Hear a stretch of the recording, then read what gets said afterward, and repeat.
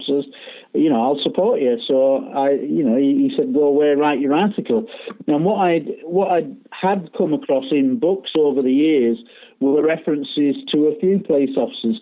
The main one that I can think of would be the Alan Godfrey case, which you'll be well aware of. Of course, how strange this is as well, that when I decided to launch the database, I lived in West Yorkshire, still live in West Yorkshire, and guess where he lives? In West Yorkshire. How lucky is that? So, there was kind of a few bits of synchronicity going on. And so really, as I say, I had about half a dozen cases in books. Alan Godfrey's was by far the most well-known. People say, write about what you know. And I knew police officers, and I suspected that there literally must be hundreds of police officers over the years, 24/7, 365 days a year, who must see things. That was the idea of the database. So really, the idea was just to collect on and off-duty sighting reports from officers. Okay. And did sort of being a police officer help you or hinder you at all in collecting reports? I mean, no.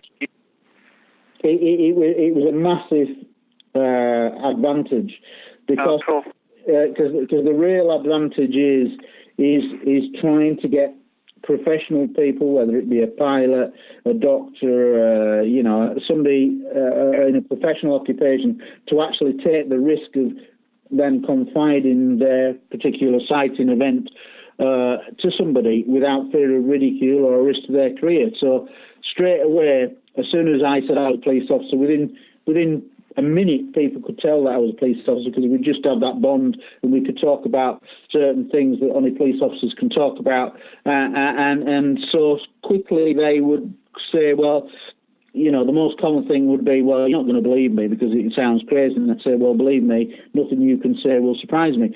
And we just... I've never had a bad conversation with a police officer in the 11 years that I've been doing this. And I would say in all of that time, maybe bar one that I've felt a bit suspicious about on first hearing a phone call and making notes. So that's a pretty good record, I would think. And I took the people out and, they send me photographs in uniform. There's various checks that I could make to confirm who they were. And once they filled in the sighting report form, signed a declaration like a signed statement, and all the other things that I would do, as I would then say, well, and it's actually a part of the sighting report form, do you want to go public or do you want to be anonymous? And the general rule is that if it was a still serving officer, that they would want to be anonymous, but a protected source, I don't have a problem with that. The press protect their sources. I'll do the same as long as I can verify who they are. And generally, retired officers are more than happy to put their name to a report. But occasionally, you do get certain officers who are willing to go public. It does take some risk for fear of the ridicule factor and potential risk. It was one of the primary reasons why I decided to retire earlier this year, is because in the last 4 or 5 years I was under quite a lot of conditions and it was very uncomfortable, and I was walking a fine line between that and being disciplined. At one point in late 2009, when the MOD suddenly decided to close the MOD reporting desk facility, I thought, well, what a police force is still going to do? You're still going to get reports. Just because the MOD closed the desk, you're still going to get 300 to 600 reports a year. What are you going to do with them? So I wrote to all the chief constables and in an off-duty capacity, a private letter, and said, look, I'm an off-duty detective with the British Transport Police.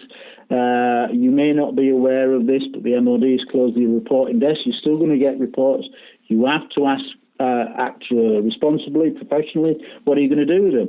And basically, I sent out 38 letters initially, and 24 came back replies within about 2 weeks saying, thanks for bringing this to our attention. We weren't aware. It's at our command level. We're discussing it. And then I think about a week after that, 2 forces actually adopted me as what's called a single point of contact, a SPOC, which was a major breakthrough. but then the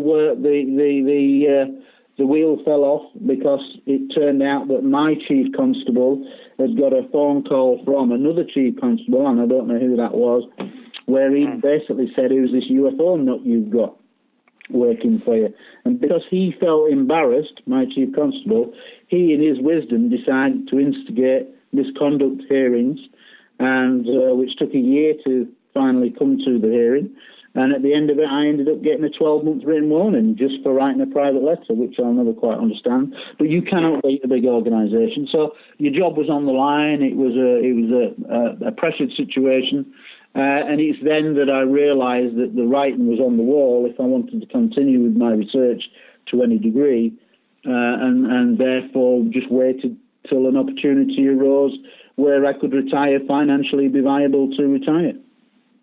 Okay. All right, cool. And just sort of going back to, the fact that you've got reports going back to sort of the start of the 20th century, I just wondered, I'm guessing a lot of people probably won't know a great deal about those. Are there any sort of really good, solid, early standout cases that actually sort of predate the modern era of UFOs, involving police officers in Britain? Well, the only two that are there, and to be fair, the reason why they're on there is because they actually named the officers. They're newspaper reports, but they've actually named the officer. So, what can you do when it's 100 years old? You can't investigate that. You take it on a leap of faith. But the fact that they were named, and the 1901 was actually again in West Yorkshire in a town called Keighley.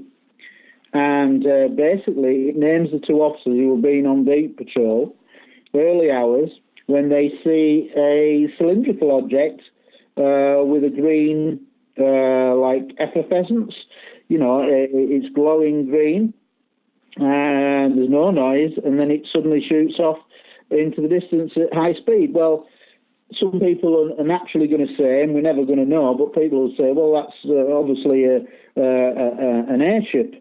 But airships then had an undercarriage without a motor, and it certainly wouldn't have glowed green, and it wouldn't certainly be able to accelerate at a marked speed, noticeable speed. So that's the reason why I included it, because all the circumstances really could have applied to a sighting in the 60s, 70s, 80s, etc.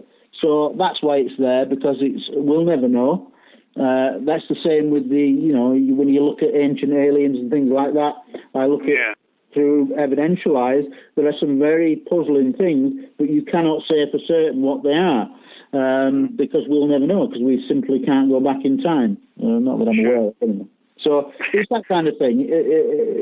So the other report was one over Peterborough in 1909, but again, my research says that in 1909 there were no airships flying over England, even experimental, that could replicate that. Again, we're never going to know, but it's there because it's an historical anomaly. All right, cool. Just sort of moving away from your police officer-based research for a while, I know you recently attended the citizen hearing over here in the US. Do you have any sort of thoughts or observations, what went on, your thoughts today, looking back at it, etc.?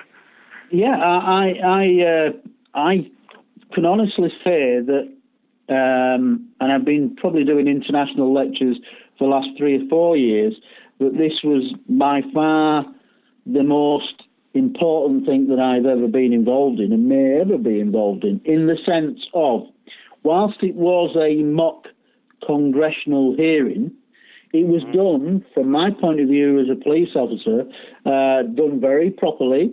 There was a panel of a senator and 5 former congressmen and women.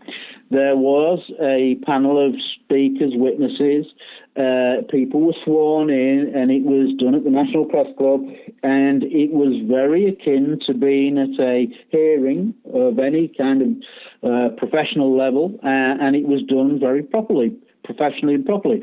I think about 40 witnesses gave evidence. I gave evidence on behalf of police officers worldwide, which was a bit novel.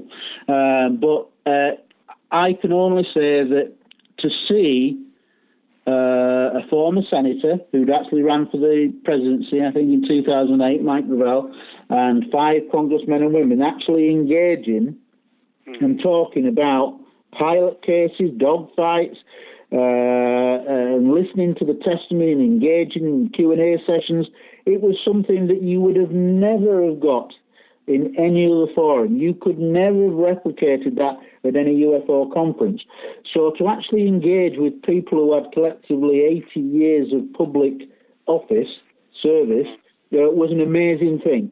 And yes, I think there were some mistakes made, but on the whole, it was a massive positive event.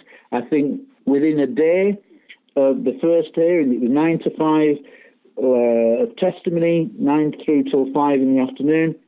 And on the end of the first day, there was like a eureka moment when former Congresswoman Carolyn Kilpatrick was doing the summing up for the panel of politicians, and she said, after one day, I've heard the evidence on one day, there should be full congressional hearings.